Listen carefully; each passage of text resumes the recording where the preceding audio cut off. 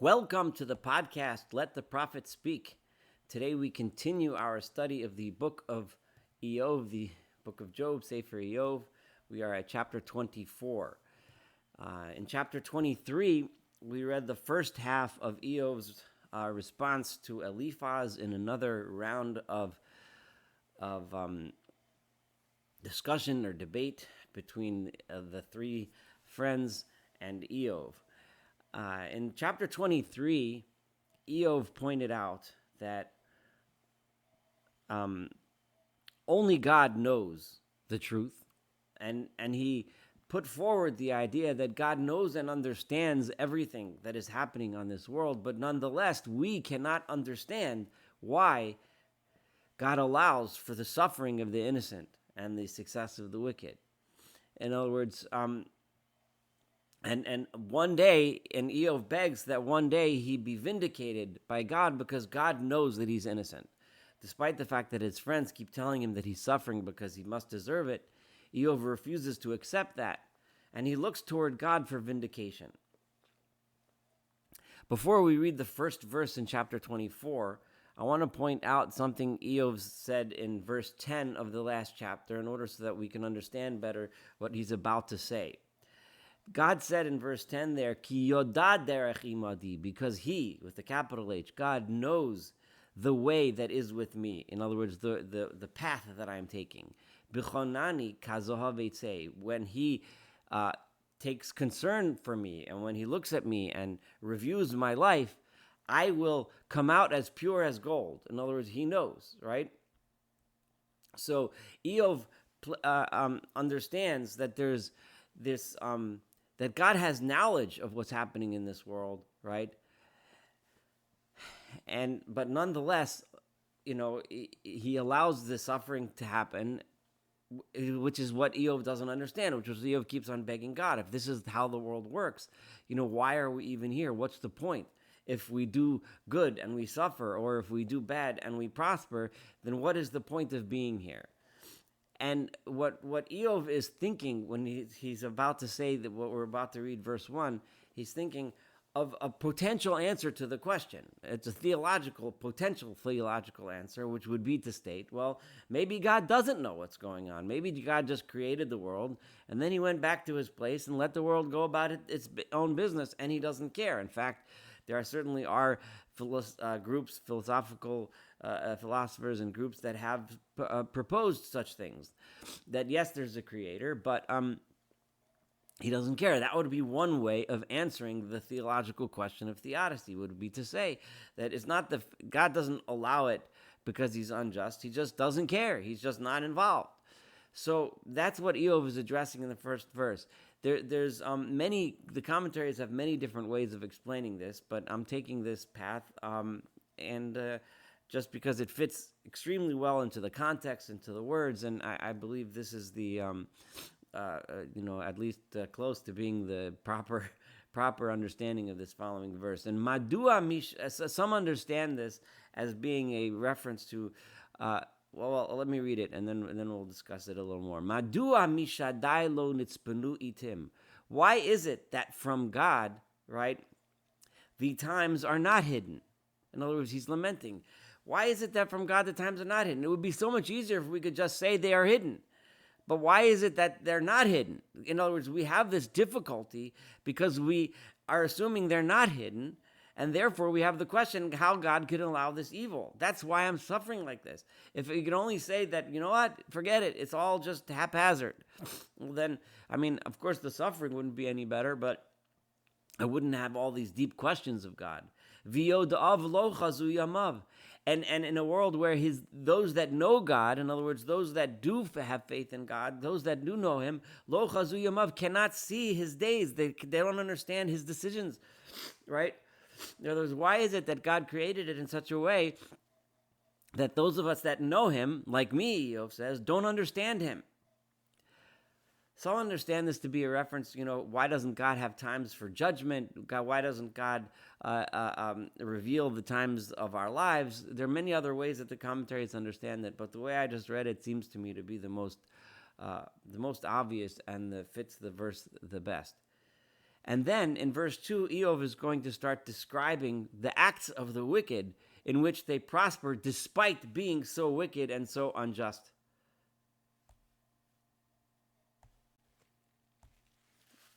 Givulot yasigu eider gozlu vayiru. People, they steal boundaries from others. In other words, they're dishonest. They move the rocks in order to steal other people's fields. Eider gozlu, they steal people's flocks. Vayiru, and then they shepherd them as if their own. Chamor yisomim yinhagu, they go and they lead away the donkey that belongs to orphans. Yachbulu shar almana, and they snatch and take away the ox that belongs to a widow. In other words, they take advantage of the most vulnerable people in the society, the orphans, the widows, and they steal other people's things. Yatu evyonim midarech, they chase, they push the impoverished people away from the road. The bandits on the side of the road, impoverished people walking on the road, going to wherever they need to go, and they get chased away from the road by the bandits. Yachad chubu aniei aretz. All of the poor people of the land together are forced into hiding to hide away from these vicious, rough bandits. At the Hein Piroim Bamidbar, these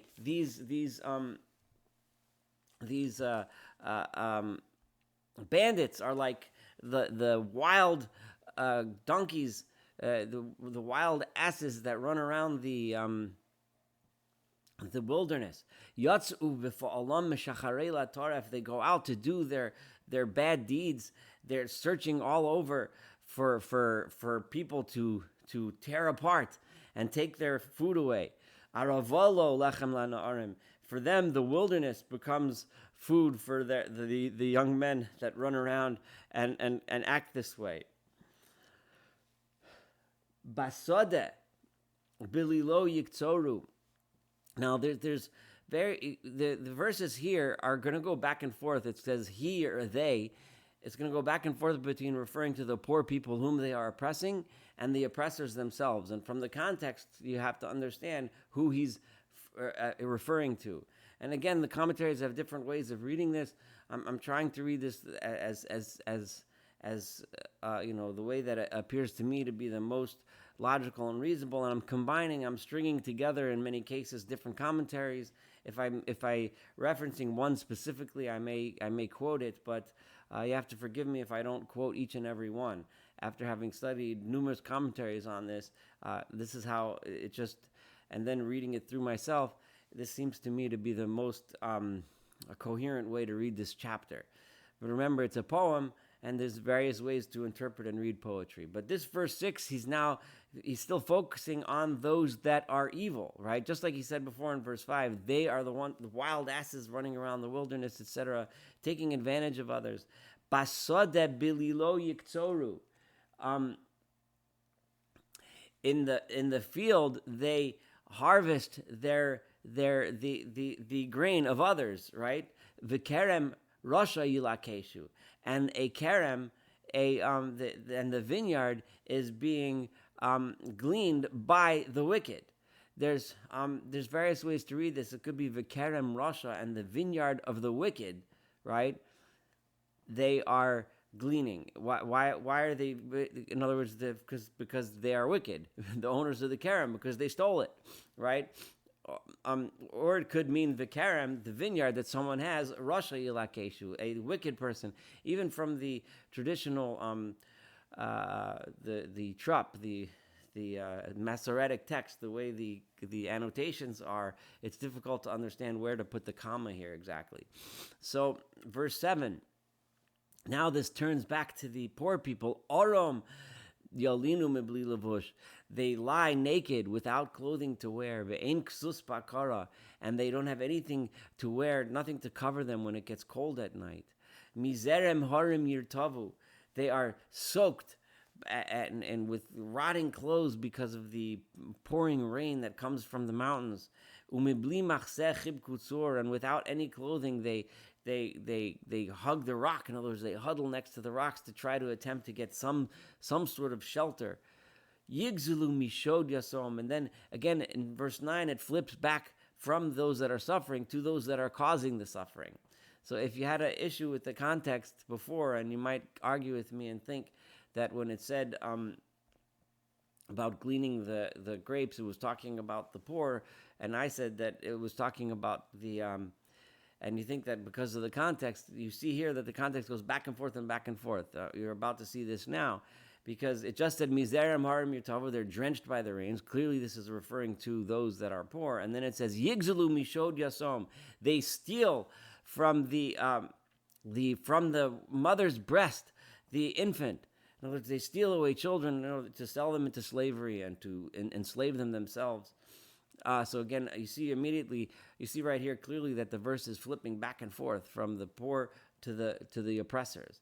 V'al oni yachbolu, and they grab from the poor their children to as guarantors for loans. We see this. We saw this in Malachim, the practice of taking a child away from someone if they owe you money and enslaving them in order to repay a debt. Obviously, an awful, terrible thing. Aram hilchu b'li levush. Then again, it flips back to the poor. They go naked without clothing to wear. Ure'evim nasu omer, and they're starving and hungry. They have to carry the sheaves of grain, which they are working for the wealthy. The wealthy have all this grain, and they're starving, and they have to carry around the food of the wealthy. In other words, all this because they're being oppressed by, in this case, the wealthy or the bandits and the robbers, all kinds of terrible people that are living and prospering despite their inherent evil and terrible ways. Bein shurosam yatziru. Now it's flipping. It's still talking about the poor. Between their rows, they make oil because they're trying to hide. Right. They try to make their oil where the oppressors won't see, because if they see, then they'll come and steal it. They'll come and take it away. So when they have to try to make olive oil to have something for themselves, they have to do it hiding between the rows. Yikavim darchu vayitzma'u, despite the fact that they tread the wine presses, they tread the grapes to make wine. They're still thirsty because their wine gets stolen. Meir misimyin aku. From Meir, from this in the city, right? They people cry out, right? Cry out in pain and in suffering. V'nefesh chalalim tishavea, and the sounds of the corpses as people are dying in the fields is just crying out, is moaning, and it's all the suffering they're causing. But nonetheless, ve'eloha, and this is the thing, lo yasim tifla, God does not make it tifla. It means in this context here, tifla means suffering, right? And so what God should make it here, or tifla also could mean uselessness.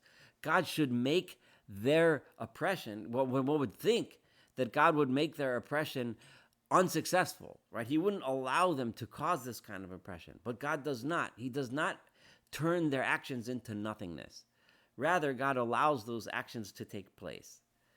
This is the problem of theodicy. This is the problem of why do people that are so wicked and so awful and act so awfully, why are they successful and why do they prosper nonetheless?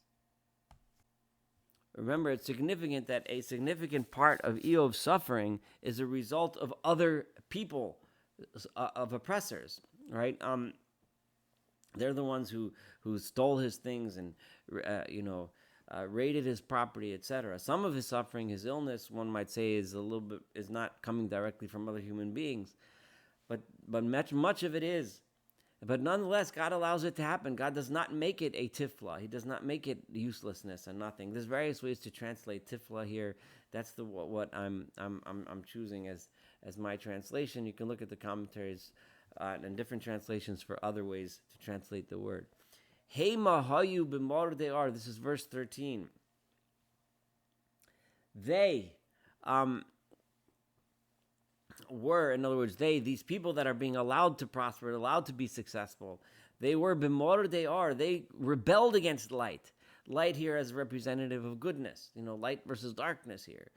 They were among those who rebelled against the light. Lo hikiru dirachav. That's a very the language is very much reminiscent of Second Temple period Hebrew and imagery, which is why one of the many reasons why people date the writing of this book to the Second Temple period. But that's a little bit too much to discuss now. But we did touch on it a few times as we studied this book together. Lo hikiru dirachav. They don't recognize, they don't know his ways. In other words, Eov started this chapter by talking about how those that know God don't understand him, right? But he's saying, but these people aren't people. In other words, and I, as we mentioned from last chapter, I, Eov, am one of those that walk in his ways on his derech. But they, lo hikiru derachav, they don't know God's ways. V'lo yashvu b'nesivosav. They did not reside within his paths. They did not stick on the path of God. La'or yakum rotzeach. When it became light in the morning, and here actually la'or, some translate to mean at night, right?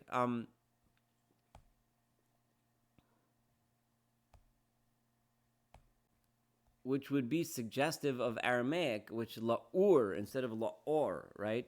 So in other words, at nighttime, the rotzeach gets up, right? Or it could mean, at the end of the daytime, right? La'or, which would be at the end of the daytime, or meaning light. Better translation is probably nighttime, la'ur, and you'll see as we go through the next few verses why I say that, and the end of this verse itself. Yakum rotzeach, the evil, the murderer, gets up, yiktol ani v'avion, and he murders the poor and the impoverished. Uvalayla yichaganav, and during the night yichaganav. La'or, so then means like in the beginning of the night, that's when he gets up to do his evil deeds, and at nighttime he acts like a thief. In other words, he goes and he kills the innocent person, and then he steals his things during the night so that no one sees. Ve'ein no'ef, and the eyes of the adulterer, Shamra Neshef, is waiting for evening, Lamar, saying, Lo tishreni ayin. At night no one will see me, V'seiser ponim yosim. And then he goes and he hides his face. In other words, he walks around, he covers his face so no one recognizes him. In other words, all he's afraid of is human beings. He doesn't have to be afraid of God, because God isn't doing anything to punish him. But he's afraid of being caught, that's all. Chotar b'choshech batim yomam. During the nighttime, he digs into houses. Yomam chitmulamo. But in the daytime, they close themselves in. Lo yadu, or they don't know light. In other words, that they do all of their actions in the nighttime in the hiding. That's when they do. So he's talking about all kinds of evil people. People that are bandits on the roads, people that take advantage of others, people that steal from others, and people that sneak in the night and murder and steal and rape and so on. Ki yachtav boker lomot samaves. Because for him, the morning is the darkness. Talmaves literally translates to the shadow of death, right? Meaning that, the morning is his problem, because in the morning he could get caught. Ki yakir balhos talmaves. That is when he knows the fear of darkness, right? He knows fear because he's afraid of getting caught by others, right? That's the only fear that he knows. However, nonetheless, he still gets away with it, right? Because all he's afraid of is people. He's not afraid of God. I'm at verse 18 now. Kalhu al pnei mayim. There's various understandings of this. Again, this is a difficult verse to place and translate, but I'm going to go here with a little bit of a more modern, a little bit of a more scholarly translation. Kalhu al pnei mayim. May they be, in other words, he is right now wishing from here in the next few verses, he's wishing upon them punishment, right? On these evil people that he just described so graphically. May he be light on the face of the water. And many translate this to be the junk, the garbage. Look, after a storm, there's trees and branches and leaves and garbage that floats on the water. That's useless stuff. Nobody can make any use of it. May he be like that. Tikulal chel kasam ba'aretz. May their portion upon this world be cursed. Ba'aretz lo yifne derech kramim. On the land, may no one turn in the direction of their vineyards. In other words, may no one have anything to do with them. May no one have any reason to do business with them or have anything to do with them at all. Tzia gam chom yigzulu me meshaleg. May drought and heat steal away from them the melt waters that come down in the springtime to water the fields. The melt waters of may it be taken away by drought, so that they don't even get that water. Sheol chatau, right? And may those who have sinned end up in Sheol, in hell. Yishkachehu rechem mitako. Right, I'm sorry. Yishkachehu rechem. May the womb that bore them, forget them. In other words, may they be forgotten by their families, even their mother. Mitakorima.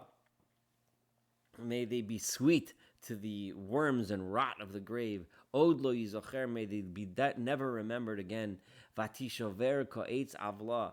May those that do sin be broken like a tree that snaps in a storm. The idea here is Eov is wishing upon the evil terrible suffering. Obviously, he does not consider himself one of the evil, like his friends have now been accusing him of. But he's wishing for the kind of justice that he would want to see, the kind of justice that most of us would want to see. Roe akara lo teleid. May he here roe usually means to shepherd, but it sometimes refers to to instead of shepherding sheep, but the courting of a woman in courtship, right? So may the one who he courts be in akara, be barren and not give birth. In other words, may he be cursed without children. The almana lo yiyetiv, and his widow may he have give. May there be no good given to that widow. In other words, not only should he die without children, and his widow suffer. This is what he's saying.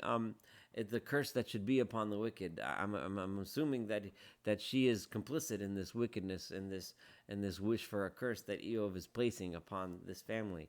So Eov here again is wishing for the kind of justice that we all wish we would see from God. That the people that perpetrate the terrible, awful evils that he described would suffer for it. Umashach abirim kocho, and may the even though they have power, they have strength to be moshech. Moshech is the word that's usually used to mean to lead, especially in Second Temple period time. Meshicha it literally means to draw or to lead, but it means literally to lead animals, to lead large animals. So even though he's strong and powerful to lead large animals, right? Yakum v'lo yamin b'chayim. May he, but in other words, he's drawing an image of a strong, powerful person physically who perpetrated all these evils before, but may he get up, but still, in other words, may he live v'lo yamin b'chayim, and have no faith in his own life. In other words, may he suffer because of the misdeeds and the evil that he does. May he have no confidence. Every morning, having faith in your life is a term that we find, again, often in Second Temple period times, but we find it having faith in your life, meaning, we wake up, sometimes we'll wake up in the morning and if you feel good, we got a good job, we paid all the bills, we have a little bit of money in the bank, and everything is feeling good, things are going the right way. But sometimes, unfortunately, maybe too often, we wake up and we're not. We're worried about our job security, we're worried about what we have. And so we don't have faith in our life, is the little translation, but we don't feel confidence, we don't feel like things are okay. Yiten lo lavetach v'yisha'ein. But nonetheless, despite these things that I wish for, in other words, this is verse 23 now, despite me saying that what should be, these evil people should suffer, what happens? Nonetheless, God gives him lavetach, this security, v'yisha'ein, and he's able to rely on it. So he's able to wake up in the morning looking at his bank account, knowing that he's doing okay. Ve'einehu al darchehem, and God's eyes is on their ways. In other words, I started off this chapter saying that it would be so much easier to understand this world if you only told me that God doesn't understand. But the bottom line is he does. He sees their ways. And again, the same word derech on their ways. But nonetheless, he gives them the security. He gives that to them. Right? And that's the world that we see, Yov says. Romu ma'at ve'enenu. The bottom line, again, here he is wishing, one more time, wishing for their demise. Romu ma'at. Let them be great maybe for a little bit, ve'enenu, and then let them disappear. Eov is kind of imagining, you know what, maybe this is just a quick thing. Maybe, you know what, they're high now, but they'll disappear one day. V'humchu kakol yikavtzun. May they eventually be smashed and lowered and brought down like and shrivel you know like things that shrivel, horoshi bolas imalo, and let them, like the heads of grain, let them just wither away and dry up. And then Eov ends, that was just like his a soft wish, a wish that justice may actually be seen, may actually happen, hopefully, wishfully praying that it'll happen. And then he says, "Imlo efo miachzeveni." The bottom line is, if who can come and tell me that it's not this way? Who can come and contradict me? V'yosem la'al milasi. Who can tell me that my words are not true? We all know that it's true. We all know that what I'm saying is true. We all know that that what I'm saying is for real. So stop trying to make sense of things and pretend that everything works exactly the way we think it's supposed to. It doesn't. The fact is, it doesn't. This is how Eov ends this chapter 24.